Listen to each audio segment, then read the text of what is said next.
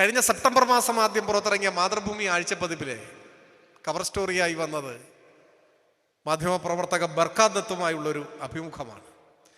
ആ അഭിമുഖത്തിൻ്റെ തലക്കെട്ടായി കവറിൽ പ്രസിദ്ധീകരിച്ച വാചകം, ഈ അവതാരകർ ഇങ്ങനെ ആക്രോശിക്കുന്നത് എന്തിന് എന്നാണ്. ഈ അവതാരകർ ഇങ്ങനെ ആക്രോശിക്കുന്നത് എന്തിന്? ആ അഭിമുഖത്തിലേക്ക് കടന്നു ചെല്ലുമ്പോൾ ബർക്കാദത്ത് അനുസ്മരിക്കുകയാണ്. കുറച്ച് നാളുകൾക്ക് മുൻപ് ലണ്ടനിൽ വെച്ച് കരൺ ജോഹറുമായി അവർ ഒരു ഇൻ്റർവ്യൂ നടത്തി. ആ ഇൻ്റർവ്യൂവിൽ കരൺ ജോഹർ ചോദിച്ച ചോദ്യമാണ്. അദ്ദേഹം വളരെ ക്ഷോഭത്തോടു കൂടി ചോദിക്കുകയാണ്, എന്തിനാണ് ഇങ്ങനെ അലറി വിളിക്കുന്നത്?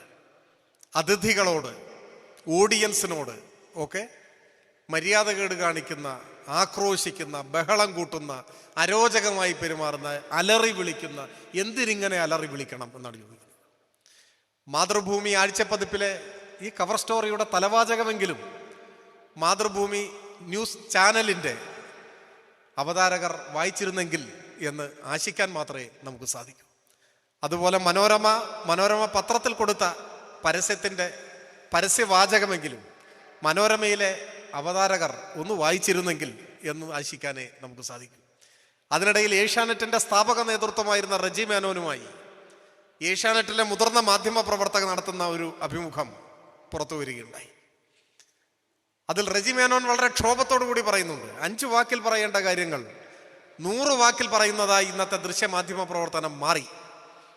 അദ്ദേഹം പറയുന്നു, ചർച്ചകൾ എന്ന പേരിൽ ഈ പറഞ്ഞ കാര്യം തന്നെ മര്യാദയില്ലാതെ പെരുമാറുന്നു, സഹപാനലിസ്റ്റുകളോട്, അതിഥികളോടൊക്കെ തട്ടിക്കയറുന്നു, ആക്രോശിക്കുന്നു, ബഹളം കൂട്ടുന്നു.